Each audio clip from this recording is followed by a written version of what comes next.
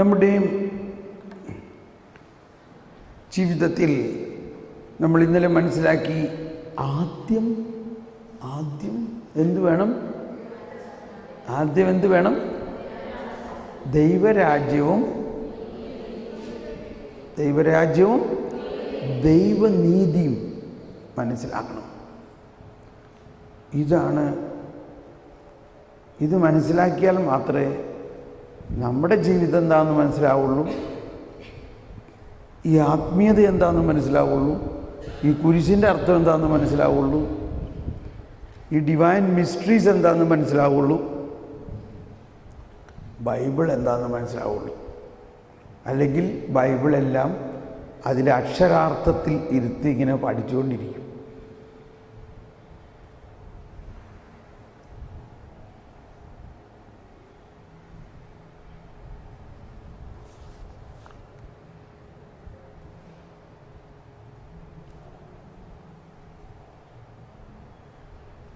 ഈ ദൈവരാജ്യവും ദൈവനീതിയുടെയും പ്രധാന രഹസ്യം, ദൈവരാജ്യം എന്ന്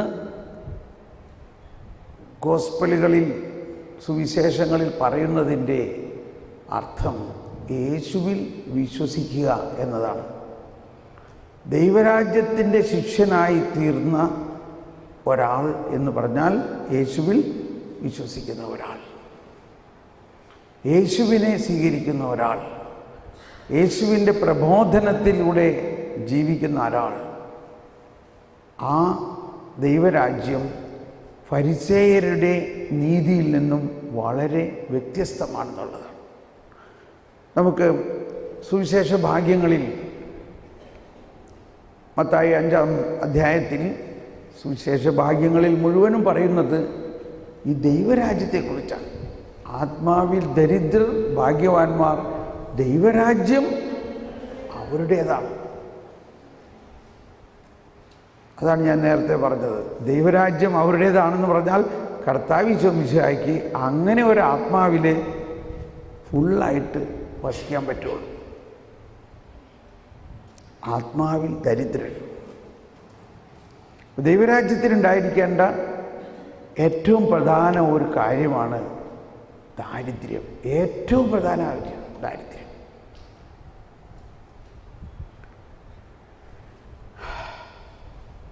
അതാണ് നമ്മൾ കളഞ്ഞുകൊണ്ടിരിക്കണത് ഇപ്പോൾ ഈ കുട്ടികളൊക്കെ കുറച്ച് ദാരിദ്ര്യമുള്ള വീട്ടിൽ നിന്നൊക്കെ ആയിരിക്കും വന്നേക്കണത്.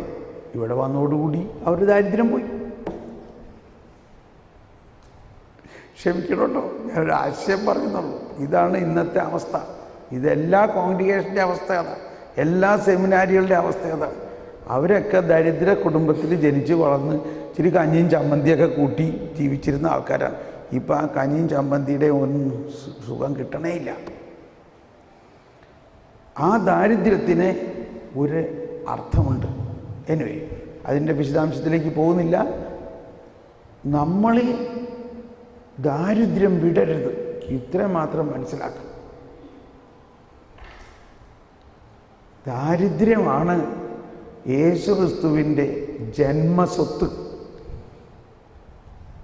സകല സർവാധിപനായ രാജാവായ ഈ പ്രപഞ്ചത്തിൻ്റെ സൃഷ്ടാവായ ആൾ എന്തിനാണ് ഈ കാലിത്തൊഴുത്തിൽ പോയി ജനിച്ചത്? അതാണ് ഫ്രാൻസിസിന് കിട്ടിയ ഏറ്റവും വലിയ വെളിവ്. ദാരിദ്ര്യത്തെ മണവാട്ടിയാക്കി എന്ന് പറഞ്ഞത്. ഫ്രാൻസിസ് അസീസി കിട്ടിയ ഏറ്റവും വലിയ ഒരു ജ്ഞാനം. അത് ഫ്രാൻസിസ് എങ്ങും പോയി പഠിച്ചതൊന്നുമല്ല, ഫ്രാൻസിസിന് ദൈവം കൊടുത്ത വെളിപാടത്.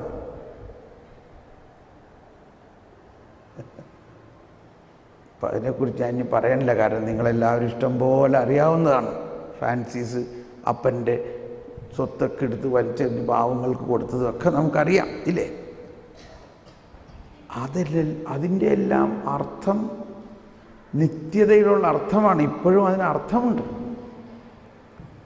അപ്പോൾ ഇപ്പം നമ്മുടെ ധ്യാനത്തെ സംബന്ധിച്ച് ദൈവരാജ്യത്തിൻ്റെ ഒരു അനുഭവം ഒരാൾക്കുണ്ടാകണമെന്നുണ്ടെങ്കിൽ അവൻ ആത്മാവിൽ ദാരിദ്ര്യം ഉണ്ടാകണം.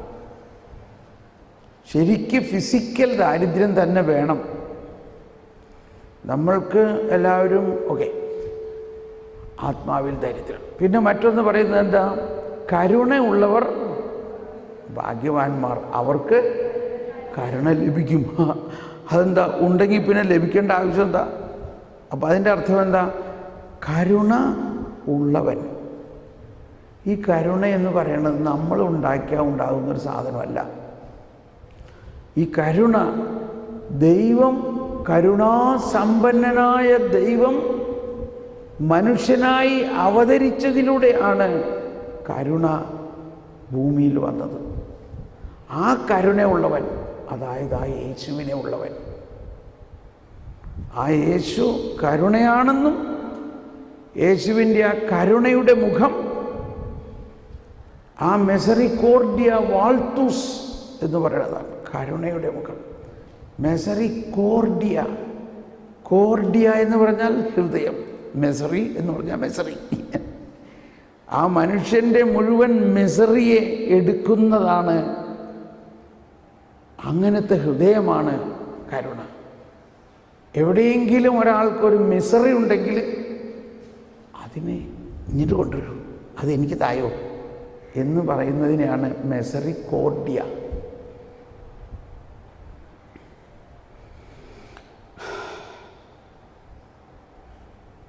മിസറി ഉണ്ടായത് മനുഷ്യൻ്റെ പാപം മൂലമാണെങ്കിൽ അതെല്ലാത്തിനെയും എടുക്കുന്ന ഹൃദയമാണ് മെസറിക്കോർഡിയ. ആ കരുണ ഉള്ളവൻ ഭാഗ്യവാൻ. എന്താണ്? അവൻ്റെ ഉള്ളിൽ കർത്താവുണ്ട്, അവന് കരുണ ലഭിക്കും. അവൻ എത്ര വലിയ പാപിയാണെങ്കിലും അവന് കരുണ ലഭിക്കും. അപ്പോൾ ഈ സുവിശേഷ ഭാഗ്യങ്ങൾ, ഈ 8, 9, 10 സുവിശേഷ ഭാഗ്യങ്ങളെ തന്നെ, അതിനെക്കുറിച്ച് തന്നെ ആയിരക്കണക്കിന് പുസ്തകങ്ങൾ സഭയിലുണ്ട്. നമ്മൾ പല വീടുകളിലൊക്കെ ചെല്ലുമ്പോൾ 10 പ്രമാണങ്ങൾ വെള്ളയ്ക്ക് അക്ഷരത്തിൽ എഴുതി തൂക്കിയിട്ടേക്കണത് കാണാം. പക്ഷേ സുവിശേഷ ഭാഗ്യങ്ങൾ എവിടെയെങ്കിലും എഴുതി തൂക്കിയിട്ടേക്കണ കണ്ടിട്ടുണ്ടോ? അതൊക്കെ ഇനി നിങ്ങൾ ചെയ്യാൻ തുടങ്ങും. എന്തുകൊണ്ട് ചെയ്തുകൂടാ? ഒരു സുവിശേഷ ഭാഗ്യമെങ്കിലും അവിടെ ഇവിടെയൊക്കെ എഴുതി വെക്കി, അത് ഹൃദയത്തിൽ സംഗ്രഹിക്കുക. മറ്റൊന്ന് പറഞ്ഞിരിക്കുകയാണ്, നീതിക്ക് വേണ്ടി വിശപ്പും ദാഹവും ഉള്ളവൻ ഭാഗ്യവാൻ. നീതിക്ക് വേണ്ടി, ഏത് നീതിയാ? ദൈവനീതി. നീതിക്ക് വേണ്ടി കഷ്ടത അനുഭവിക്കുന്നവർ ഭാഗ്യവാൻ. മറ്റൊന്ന്, മറ്റുള്ളവർ നിങ്ങളെ എന്നെ പ്രതി അവഹേളിക്കുകയും ആവശ്യമില്ലാത്തതെല്ലാം പറഞ്ഞ് നിങ്ങളെ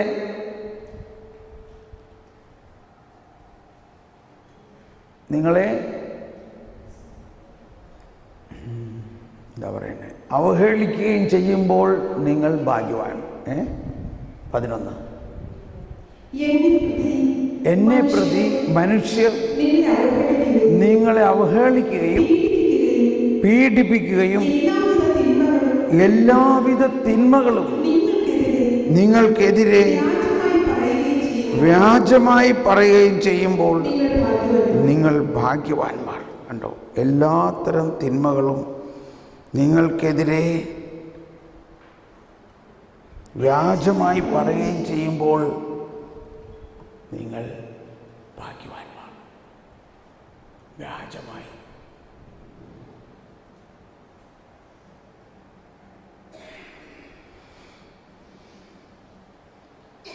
എന്തൊരു കോൺസെപ്റ്റാണ്! ഒന്നൊരു വായിച്ച വചനം. എന്നെ പ്രതി മനുഷ്യർ നിങ്ങളെ അവഹേളിക്കുകയും പീഡിപ്പിക്കുകയും എല്ലാവിധ തിന്മകളും നിങ്ങൾക്കെതിരെ വ്യാജമായി പറയുകയും ചെയ്യുമ്പോൾ നിങ്ങൾ ഭാഗ്യവാന്മാർ. ഇതാണ് സുവിശേഷ ഭാഗ്യത്തിൻ്റെ ഏറ്റവും വലിയ ഭാഗ്യം. ഭാഗ്യം എന്ന് പറയുന്നതല്ല, ഇതെല്ലാം ഭാഗ്യമാണ്. ഇത് ആരും ഇഷ്ടപ്പെടുന്നില്ല, മറ്റുള്ളവർ നമ്മളെ അവഹേളിക്കാൻ, ഇല്ലേ? പക്ഷേ എല്ലാവർക്കും ഇത് കിട്ടണമുണ്ട്. എന്നിട്ട് മിണ്ടാണ്ട് വെച്ചുകൊണ്ടിരിക്കുകയാണ് നമ്മൾ. അങ്ങനെ ആരോടും മിണ്ടണ്ട, അതാണ് അതിൻ്റെ. അപ്പോൾ ഞാനത് ആ ടോപ്പിക്ക് അവസാനിപ്പിച്ചെന്ന് വിചാരിച്ചതാണ്. എക്സാൾട്ടേഷൻ ഓഫ് ക്രോസിൻ്റെ ഒരു എക്സ്റ്റൻഷൻ പോലെയാണ്, ഇല്ലേ? ഇന്നലെ വൈകുന്നേരം നമ്മൾ മനസ്സിലാക്കി കുരിശ് സഹനം. അതിൻ്റെ പ്രത്യേകമായൊരു കാര്യം കൂടി ഒന്ന് പറഞ്ഞോട്ടെ. സങ്കീർത്തനം 55 എടുക്കാം. സങ്കീർത്തനം 55 12, 13 വചനങ്ങളിൽ പറയുകയാണ്,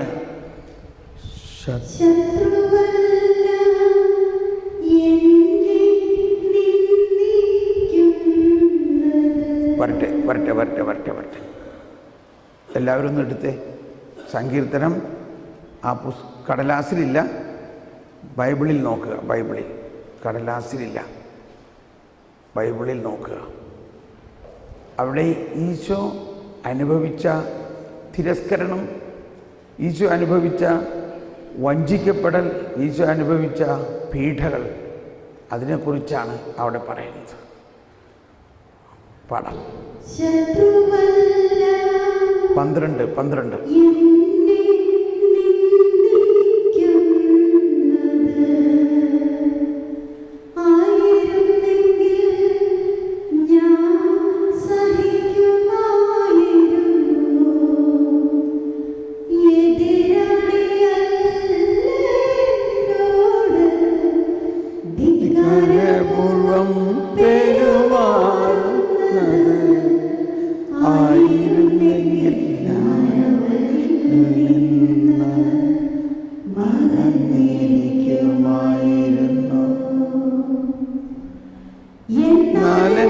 സഹചരനും ആദിയും ഒറ്റ സ്നേഹിതനുമായിരുന്ന തന്നെയാണത് ചെയ്തത്, നീ തന്നെയാണത് ചെയ്തത്.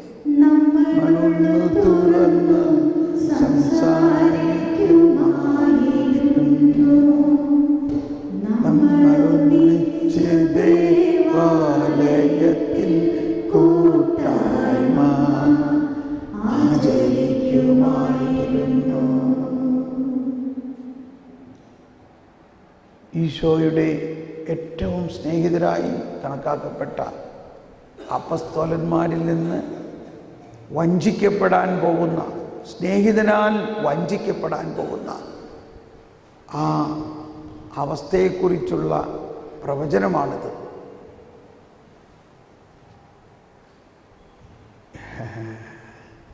ഇത് നമുക്കുണ്ടാകണോ വേണ്ടയോ? ഇത് നമുക്കുണ്ടാകണോ വേണ്ടയോ? വേണോ? ഈ പിള്ളേരൊക്കെ ഇപ്പോൾ പെട്ടെന്ന് വേണമെന്ന് പറയണമെങ്കിൽ മറ്റുള്ളവർ പറയണില്ല. കാരണം നമുക്കറിയാം ഇതിൻ്റെ വേദന, അല്ലേ? ഇവരൊക്കെ ഇപ്പോൾ പുതിയ ആൾക്കാരാ. വേണമെന്ന് പറഞ്ഞ് കിട്ടുമ്പോൾ അറിയാം, കിടന്നിട്ട് വാവിട്ട് കരഞ്ഞ് മദറിൻ്റെ അടുത്തേക്ക് ഓടി വരുമോ, എനിക്ക് താങ്ങാൻ പറ്റണില്ല, എനിക്ക് ഇവിടെ നിൽക്കാൻ പറ്റണില്ല, എന്നെ കൊണ്ട് പറ്റണില്ല, ഞാൻ പോകാണ് എന്ന് പറഞ്ഞു. ഇതാണ് എന്താ പറയാൻ പോണെന്നറിയാം. ഇത് വരുമ്പോൾ എനിക്ക് പറ്റണില്ല, ഇതെൻ്റെ വിളിയല്ല, എനിക്ക് പറ്റണില്ല, എനിക്ക് വേണ്ട, ഞാൻ പോവാണ്. അത് തന്നെയാണ് കർത്താവ് പറഞ്ഞത്. കർത്താവ് കിടന്ന് കരച്ചിലായിരുന്നു. എന്താ പറഞ്ഞുകൊണ്ട് കരഞ്ഞത്? പിതാവേ, ഈ പാനപാത്രം എനിക്ക് പറ്റണില്ല. കാര്യം ഈ സങ്കീർത്തനം എല്ലാ ദിവസവും ഈശോ മിശിഹാ കർത്താവും യാമപ്രാർത്ഥനയിൽ ഈ സങ്കീർത്തനം പാടിയിരുന്നോ ഇല്ലയോ? ഈ യാമപ്രാർത്ഥനയുടെ കാര്യം തന്നെ ഈ സങ്കീർത്തനത്തിൽ പറയുന്നുണ്ട്. ഈ സങ്കീർത്തനത്തിൽ 17-ാമത്തെ വചനത്തിലാണ് പറയുന്നത്, സന്ധ്യയിലും പ്രഭാതത്തിലും അവലാതിപ്പെട്ട് അരയും എൻ്റെ സ്വരം കേൾക്കും. കണ്ടോ, 17-ാമത്തെ വചനം അല്ലേ? 17 കണ്ടോ, അതാണ് യാമപ്രാർത്ഥന. ഈ സങ്കീർത്തനത്തിൽ അന്നേ അവർ പാടാറുള്ളതാണത്. അന്നേ യാമപ്രാർത്ഥന ഉണ്ടായിരുന്നു. കർത്താവ് ഈശോ മിശിഹാ, മാതാവ് ഔസേപ്പിതാവ് എല്ലാം ഇതേമാതിരി മണിക്കൂറുകൾ പ്രാർത്ഥിച്ചിരുന്നു. സന്ധ്യയിലും പ്രഭാതത്തിലും മധ്യാഹ്നത്തിലും ഞാൻ വേലാതിപ്പെട്ട് കരയും, അവിടം എൻ്റെ സ്വരം കേൾക്കും. നമ്മളിപ്പോൾ അത് പുസ്തകം നോക്കി വായിക്കണം, അത്രയുള്ളൂ കാര്യം. പക്ഷെ ഇത് കരയണം. സന്ധ്യയിലും പ്രഭാതത്തിലും മധ്യാഹ്നത്തിലും കരയണം. എന്താ കരയേണ്ടത്? ഈശോയുടെ കരച്ചിലോട് ചേർത്ത്. അപ്പോൾ നമ്മുടെ ജീവിതത്തിൽ, പ്രത്യേകിച്ച് കമ്മ്യൂണിറ്റിയിൽ, പ്രത്യേകിച്ച് കോൺഗ്രിഗേഷനുകളിൽ, പ്രത്യേകിച്ച് ശുശ്രൂഷാ ജീവിതത്തിൽ ഉണ്ടാവുന്നൊരവസ്ഥയാണത്. മറ്റവരിൽ നിന്നൊന്നുമല്ല, ശത്രുവല്ല, ശത്രുവല്ല എന്നെ നിന്ദിക്കുന്നത് കണ്ടോ. എതിരുന്നെങ്കിൽ സഹിക്കുമായിരുന്നു, എതിരായി അല്ല എന്നോട് ധിക്കാരപൂർവം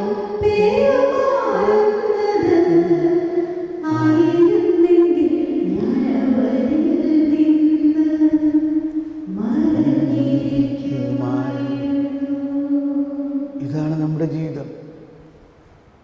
ശത്രുവല്ല, എതിരാളിയല്ല എന്നോട് ധിക്കാരപൂർവം പെരുമാറുന്നത്. പിന്നെ ആരാ? അതെന്റെ സഹചരനും ആദിയും ഉറ്റ സ്നേഹിതനുമായിരുന്ന നീ തന്നെയാണ്. ഞാൻ ഒട്ടും പ്രതീക്ഷിച്ചിരുന്നില്ല. ഈ കുട്ടീനെ ഞാനാണ് ഈ കോൺവെൻറ്റിൽ കൊണ്ടുവന്ന് വളർത്തിയെടുത്ത് കാൻഡിഡേറ്റായി, പോസ്റ്റലായി, നോവീസായി, ജൂനിയർ സിസ്റ്ററായി, അങ്ങനെ ഞാൻ വളർത്തിയെടുത്ത് എന്നോട് ഇങ്ങനെ പറഞ്ഞേക്കണം. എന്തോ ഒരു ധിക്കാരമാണ്. ഇതാണ് നമുക്ക് കിട്ടണ സമ്മാനം. കൊച്ചുകൾ അന്തം വിട്ടിരിക്കുകയാണ്, പേടിക്കണ്ട, ഇതൊക്കെ നിങ്ങൾക്കുണ്ടാകും. എന്നാലല്ലേ ഈ വചനം പൂർത്തിയാവുള്ളൂ. ഈ വചനം പൂർത്തിയാകണോ? ഈ വചനം പൂർത്തിയാകും. അതുകൊണ്ട് ഇതെല്ലാ ദിവസവും പഠിച്ചോ. അങ്ങനെ തന്നെയാണ് ഈശോ എല്ലാ ദിവസവും പഠിച്ചിരുന്നു, ഇത് പൂർത്തിയാകാൻ വേണ്ടി. ഇതെന്ന് പൂർത്തിയാകും, ഇതെന്ന് പൂർത്തിയാകും. അതാണ് ഈശോ പറഞ്ഞത്, എന്നെ കുറിച്ച് സങ്കീർത്തനങ്ങളിൽ എഴുതിയിരിക്കുന്നതും മോശയുടെയും പ്രവാചക ഗ്രന്ഥങ്ങളിലും എഴുതിയിരിക്കുന്നത് പൂർത്തിയാകണ്ടേ? ഇന്ന് നമ്മൾ എന്തു പറയണം? എന്നെക്കുറിച്ച് സങ്കീർത്തനങ്ങളിലും മോശയുടെ ഗ്രന്ഥങ്ങളിലും പ്രവാചക ഗ്രന്ഥങ്ങളിലും എഴുതിയതും യേശുവിൽ പൂർത്തിയായതും എന്നിൽ പൂർത്തിയാകണ്ടേ? അതിനുള്ള വ്യത്യാസം. അപ്പോൾ നമുക്കിത് സംഭവിക്കുമ്പോൾ ഒട്ടുന്നീ ഈശോയ്ക്ക് ഇത് സംഭവിച്ചപ്പോൾ പത്രോസിനോട് പറയാണ്, നീ എന്നെ 3 പ്രാവശ്യം തിരസ്കരിക്കും. എന്തി പറയണ കർത്താവ്? ഞാനോ? ഞാൻ ഒരിക്കലും നിന്നെ തിരസ്കരിക്കില്ല.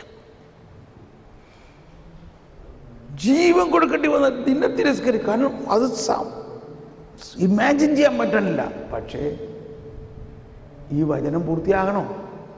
ഈ സങ്കീർത്തനം പൂർത്തിയാകാൻ വേണ്ടി, യേശുവിന് ആ വേദന കിട്ടാൻ വേണ്ടിയാണത്.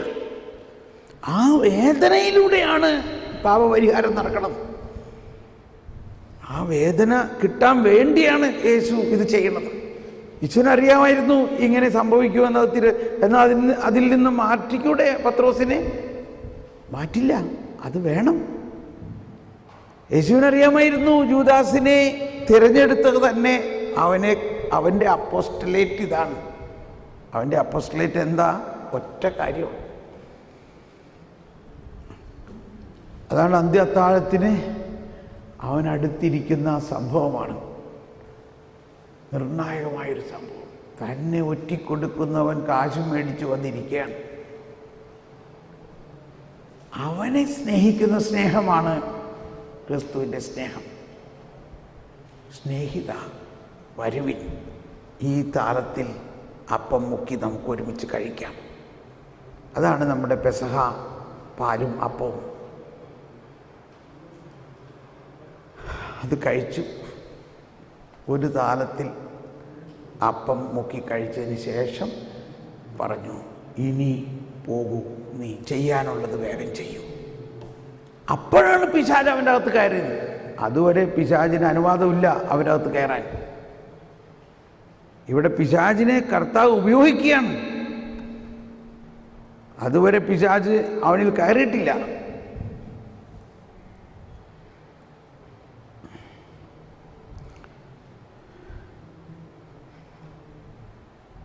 എന്നോട് ക്ഷമിക്കണം കേട്ടോ ഞാനീ പറയണത്. ചിലപ്പോൾ നമ്മുടെ ഉറ്റ സ്നേഹിതരായിട്ടുള്ള കമ്പാനിയൻസും സുപ്പീരിയേഴ്സും ഒക്കെ ചിലത് ചെയ്യണ കണ്ടു കഴിഞ്ഞാൽ ഈ പിശാച് കയറിയ മാതിരി തന്നെ തോന്നും. അത് കർത്താവ് അനുവദിക്കുന്നതാണെന്നുള്ളതാണ് ഞാൻ പറഞ്ഞു വരുന്നത്. അതുകൊണ്ട് നിങ്ങൾ അങ്ങനെ സംഭവിക്കുമ്പോൾ ഈ ഒറ്റ വചനത്തെ ഓർക്കുക. ശത്രുവല്ല, എതിരാളിയല്ല എന്നോട് ധിക്കാരപൂർവം പെരുമാറുന്നത്. ഇനി അടുത്തൊന്ന് പാടിയേ. എന്നാൽ എൻ്റെ സഹചരനും നാദിയും ഉറ്റ സ്നേഹിതനുമായിരുന്ന നീ തന്നെയാണത് ചെയ്തത്. ആടുള്ളു തുറന്ന് സംസാരിക്കുമായിരുന്നു. നമ്മൾ ഒന്നിച്ച് ദേവാലയത്തിൽ കൂട്ടായ്മ ആരാധിക്കുമായി. എന്തൊരു മനോഹരമാണില്ലേ. ഇതൊക്കെ സംഭവിക്കാൻ പോണ കാര്യമാണ്. സംഭവിച്ചിട്ടില്ലെങ്കിൽ ഇത് സംഭവിക്കണം. അപ്പോഴാണ് നമ്മൾക്ക് ശരിക്കും ദൈവരാജ്യവും ദൈവനീതിയുടെ അനുഭവം ഉണ്ടാകുന്നത്. ഇത് സംഭവിക്കണം. അപ്പോൾ ഇത് സംഭവിച്ചു കഴിയുമ്പോൾ നിങ്ങൾ വിശ്വാസത്തിൽ നിലനിൽക്കണം. നിങ്ങൾ ഉടനെ വേറെ ആരോട് കംപ്ലൈൻറ്റുമായിട്ട് പോകരുത്. മറിച്ച് അറക്കാൻ കൊണ്ടുപോകുന്ന ആടിനെ പോലെ മൗനമായി ഈശോൻ്റെ അടുത്ത് വരണം. ഈശോയെ, സംഭവിച്ചു, നിനക്ക് സംഭവിച്ച പോലെ ഇപ്പോൾ എനിക്ക് സംഭവിച്ചു. ഇത് അന്ന് മനസ്സിലാക്കാൻ ചിലപ്പോൾ പറ്റിയില്ലെന്ന് വരും. എപ്പോഴും അങ്ങനെയാണ്. കുറേ ദിവസം കഴിയുമ്പോഴേ ഇത് മനസ്സിലാവുള്ളൂ. അപ്പം തന്നെ ഇത് മനസ്സിലാക്കാൻ പറ്റിയെങ്കിൽ വേദന ഉണ്ടാവില്ല. നമുക്ക് വേദന ഉണ്ടാവില്ല. ഒരിക്കലൊരു സുപ്പീരിയർ സിസ്റ്റർ എൻ്റെ അടുത്ത് വന്നു. ഒരു കോൺഗ്രിഗേഷൻ്റെ ധ്യാനമായിരുന്നു. അവർ 75 വയസ്സായി. 2 ടേം പ്രൊവിൻഷ്യലായിരുന്നു. രണ്ടാമത്തെ ടേമിൽ വന്നപ്പോൾ വേറെ പ്രൊവിൻഷ്യലാകാൻ നോക്കിയിട്ട് ആരെയും കിട്ടാണ്ടായപ്പോൾ ഇവരെ തന്നെ വീണ്ടും പ്രൊവിൻഷ്യലാക്കി. അപ്പോൾ അവർ വിചാരിച്ചു ഇനി 3ാമത്തെ ടേം വരുമ്പോഴേക്കും വേറെ ആരെയെങ്കിലും ഞാൻ തന്നെ ഒരുക്കി വെക്കണം. That is my responsibility. അങ്ങനെ അവർ പ്രാർത്ഥിച്ച് ടീമിലുള്ള മറ്റൊരു സിസ്റ്ററിനെ അതിനു വേണ്ടി ഒരുക്കി, വേണ്ട ട്രെയിനിങ്ങളൊക്കെ കൊടുത്ത് ഒരുക്കി അടുത്ത ടീമിൽ ഇവരെ പ്രൊവിൻഷ്യലാക്കാൻ വേണ്ടി ഒരുക്കി. അങ്ങനെ വാത്സല്യത്തോടെ സ്നേഹത്തോടെ എല്ലാം സ്വന്തം സഹോദരിയെപ്പോലെ മകളെപ്പോലെയൊക്കെ ഒരുക്കി. അങ്ങനെ എലക്ഷൻ വന്നപ്പോൾ അങ്ങനെ അവർ പ്രൊവിൻഷ്യലായി. ഓ, സന്തോഷമായി, എൻ്റെ ആൾ പ്രൊവിൻഷ്യലായി. എന്നിട്ട് പറയാണ്, എൻ്റെ തോമസ് പോളെ, അത് കഴിഞ്ഞിട്ട് പിന്നെ ഈ ആള് ആ പഴയ ആളല്ല. പ്രൊവിൻഷ്യലായതോടുകൂടി ഈ ആള് കംപ്ലീറ്റ് വ്യത്യാസം. എന്നോടുള്ള സമീപനവും എല്ലാം തിരിഞ്ഞു. എന്നെ ഒരു ശത്രുവിനെ പോലെയായി. എന്നെ അവിടുന്ന് ഭയാനകമായ ഒരു സഹനത്തിലൂടെ ഞാൻ കടന്നുപോയി. എന്തിനു പറയണോ, 2 ടേം പ്രൊവിൻഷ്യലായിരുന്ന എന്നെ ഒരു സെൻറ്റ് ഓഫ് പോലും തരാട്ട് അവർ പറഞ്ഞു വിട്ടു.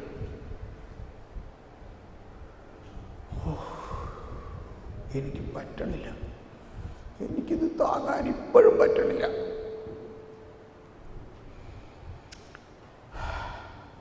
ഇതെല്ലാം കഴിഞ്ഞിട്ട് 10 വർഷമായി, ഇപ്പോഴും എനിക്ക് പറ്റണില്ല. ഇപ്പോൾ ഇവർ ശരീരത്തിനൊക്കെ ഭയങ്കര വേദനയാണ്. 2 വടിയും കുത്തിപ്പിടിച്ചിട്ടാണ് എന്ന് പറഞ്ഞാൽ. അപ്പം ഞാൻ പറഞ്ഞു, ഞാൻ പതുക്കനെ എൻ്റെ മുഖത്തൊരു പുഞ്ചിരി വരാൻ തുടങ്ങി. അപ്പോൾ ഇവർ പറയാണ്, നീ ബ്രദർ എന്താ സീരിയസ് ആക്കി എടുക്കാത്തത്? ഞാൻ പറഞ്ഞത് സീരിയസ് ആയിട്ട് തന്നെ എടുക്കണേ, പക്ഷെ ഞാൻ അതിൻ്റെ ഉത്തരം കണ്ടുകിട്ടിയത് കൊണ്ടുള്ളൊരു സന്തോഷമാണ്. എന്തുകൊണ്ടാണ് ഇത് സംഭവിച്ചത്? എന്നിട്ട് ഞാൻ ഈ സങ്കീർത്തനം വായിച്ചിട്ട് പറഞ്ഞു, സിസ്റ്ററിൻ്റെ വിളി ഈശോ തൻ്റെ ഏറ്റവും അടുത്ത പത്രോസും ആൾക്കാരിൽ നിന്ന് അനുഭവിച്ച അതേ സഹനമാണ് ഈശോ നിങ്ങളെ അനുഭവിക്കാൻ അനുവദിച്ചത്. അത് ഈശോയുടെ ആ വേദന ഇപ്പം മനസ്സിലാവുന്നുണ്ടാവും. ആ വേദന അത് മനസ്സിലാക്കിക്കാനും അതിൽ പങ്കുചേരാനും വേണ്ടിയാണ്. എന്നിട്ട് ഈ സങ്കീർത്തനം ഞാൻ എനിക്കറിയാവുന്ന മാതിരി പാടി കേൾപ്പിച്ചു. ശത്രുവല്ല, എതിരാളിയല്ല, എന്നാൽ എൻ്റെ സഹചരനും ഉറ്റ ചെങ്ങാതിയുമായ നീ തന്നെയാണത് ചെയ്തത്. നമ്മൾ ഉള്ളു തുറന്ന് സംസാരിക്കുമായിരുന്നു, നമ്മൾ എന്തോരം കോൺഫറൻസുകളിൽ ഒന്നിച്ചിരിക്കുമായിരുന്നു, നമ്മൾ എത്ര ദിവസം ഒന്നിച്ച് ആരാധിക്കുമായിരുന്നു, ദേവാലയത്തിൽ കൂട്ടായ്മ. നീ തന്നെയാണിത് ചെയ്തത്. അയ്യോ, ഇതെൻ്റെ കാര്യമുണ്ട് എഴുതിയേക്കണേ. കറക്റ്റ്.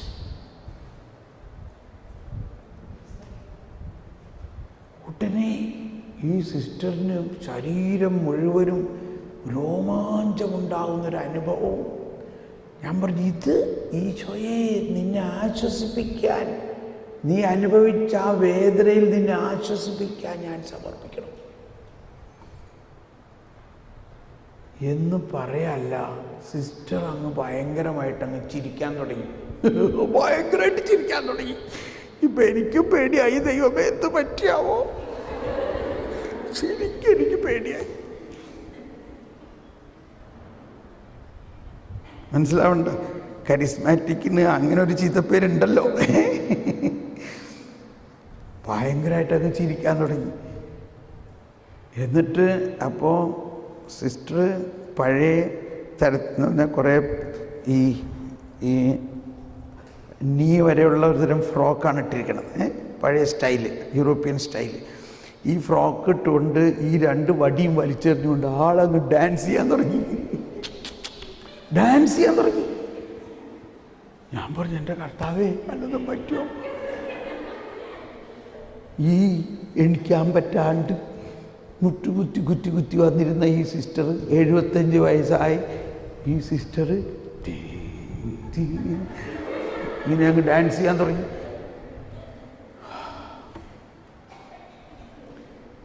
നല്ല തടിയൊക്കെ ഉണ്ട്. എന്നെ അങ്ങ് കെട്ടിപ്പിടിച്ചങ്ങ് അമർത്തി അങ്ങോട്ട്. ഞാൻ എൻ്റെ എല്ലാം ഒടിഞ്ഞു പോണമായിരുന്നു.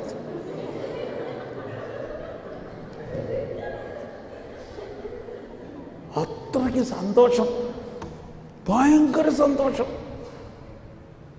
എന്നിട്ട് ചോദിക്കാണ്, തോമസ് പോളെ, എനിക്ക് 75 വയസ്സായി, 2 സുപ്പീരിയർഷിപ്പ് ഞാൻ കഴിഞ്ഞു, എന്നിട്ടും എനിക്കിപ്പോഴല്ലേ ഇത് മനസ്സിലായത്. നീ ഇതെങ്ങനെ പഠിച്ചു?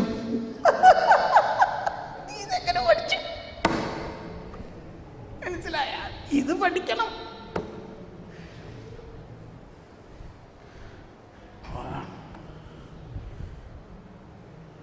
ഭയങ്കര സന്തോഷമായി. അപ്പോൾ ഈ ഇത്രയും 10 വർഷമായിട്ട് പൊട്ടിക്കിടന്ന ആ വേദന ഒറ്റ നിമിഷം കൊണ്ട് അങ്ങ് മാറിയെന്ന് മാത്രമല്ല, ഭയങ്കര ഇപ്പുണ്ടായി സന്തോഷത്തിനാണ് ഉയർപ്പ് എന്ന് പറയുന്നത്. ഉയർപ്പ്, അതാണ് എക്സോൾട്ടേഷൻ. ഇതാണ് എക്സോൾട്ടേഷൻ. എക്സോൾട്ടേഷൻ എന്ന് പറയുന്നത് ആ കുരിശിൽ നിന്നുള്ള അടുത്ത അനുഭവം ഉയർപ്പാണ്. ഒരു നിമിഷം കണ്ണടച്ചുകൊണ്ട്, നിങ്ങളിൽ ഒരുപാട് പേർക്ക് ഇങ്ങനത്തെ തിരസ്കരണം കിട്ടിയിട്ടുണ്ടാകും, അല്ലെങ്കിൽ കിട്ടും എന്ന് വിശ്വസിച്ചുകൊണ്ട് മുൻകൂട്ടി അതിനുവേണ്ടി ഒരുങ്ങുക. അതാണ് ദൈവരാജ്യത്തിൻ്റെ സന്തോഷം എന്ന് പറയുന്നത്. ഈശോ പറഞ്ഞു, എൻ്റെ രാജ്യം ഇവിടെ അല്ല. എൻ്റെ രാജ്യത്തിൻ്റെ സന്തോഷം ഈ ഭൗതികമായ സന്തോഷമല്ല, ഈ കുരിശിൽ നിന്ന് ഉണ്ടാകുന്ന ഒരു സന്തോഷമാണ്. an exaltation.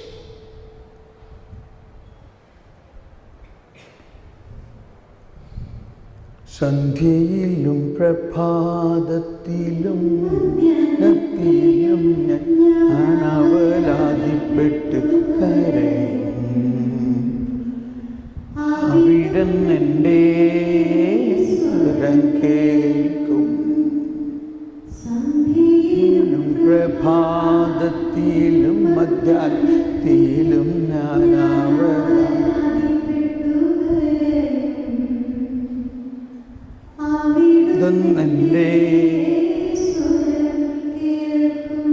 ഇതിൻ്റെ അവസാനം സങ്കീർത്തനത്തിൽ എഴുതിയിരിക്കുകയാണ് 22-ൽ, നിന്റെ ഭാരം കർത്താവിനെ ഏൽപ്പിക്കുക, അവിടുന്ന് നിന്നെ താങ്ങിക്കൊള്ളും.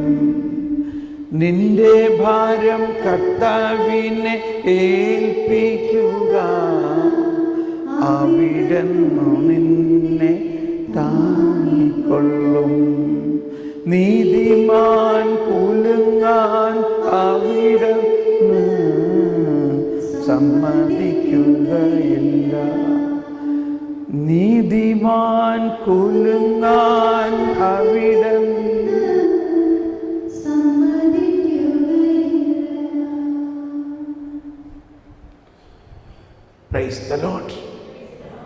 ഫിലിപ്പിയർ ലേഖനത്തിൽ 1-ാം അധ്യായത്തിൽ 29-ാമത്തെ വചനം, ഫിലിപ്പിയർക്കുള്ള ലേഖനത്തിൽ 1-ാം അധ്യായത്തിൽ 29-ാമത്തെ വചനത്തിൽ പറയുന്നത്, ക്രിസ്തുവിൽ വിശ്വസിക്കാൻ വേണ്ടി മാത്രമല്ല, അവനോടൊപ്പം സഹിക്കാൻ കൂടിയുള്ള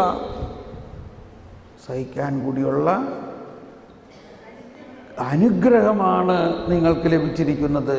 ഫിലിപ്പിയർ 1:29. എല്ലാവരും ഒന്ന് എടുത്തേ. ഫിലിപ്പിയർ 1:29.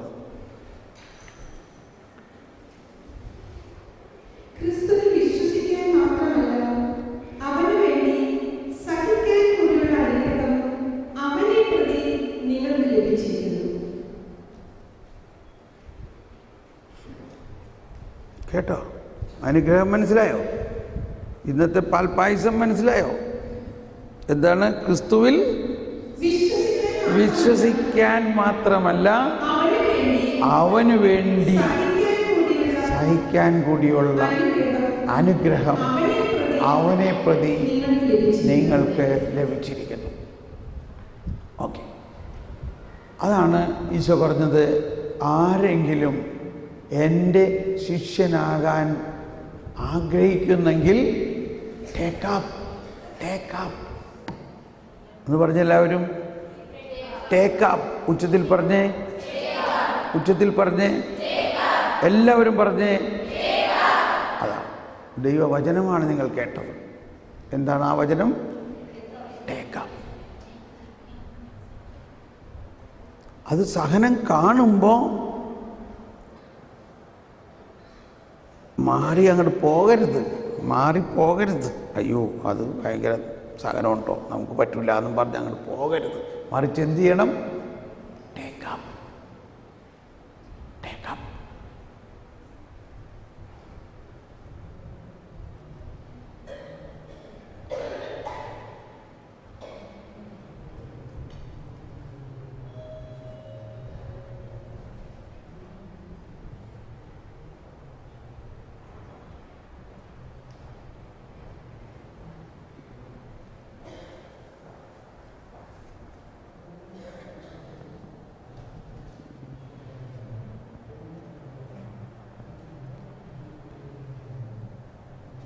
ഒരു നിമിഷം ആ ഒരു പൂർണ്ണ ബോധ്യത്തിലേക്ക് വരിക.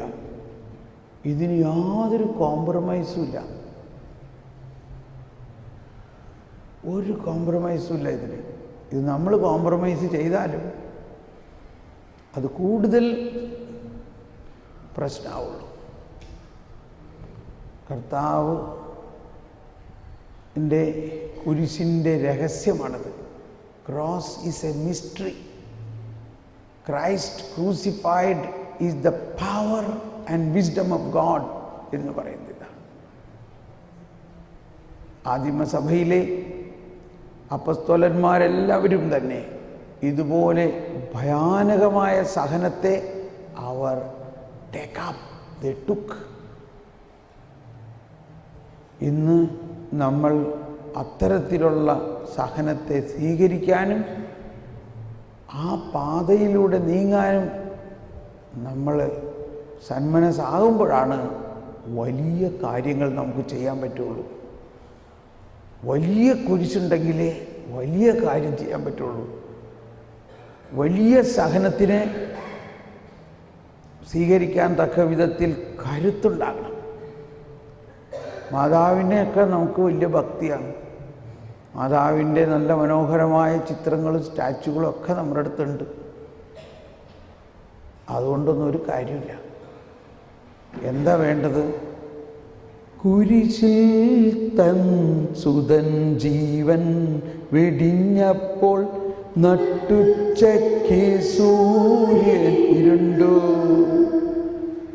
കുരിശിൽ തൻ സുതൻ ജീവൻ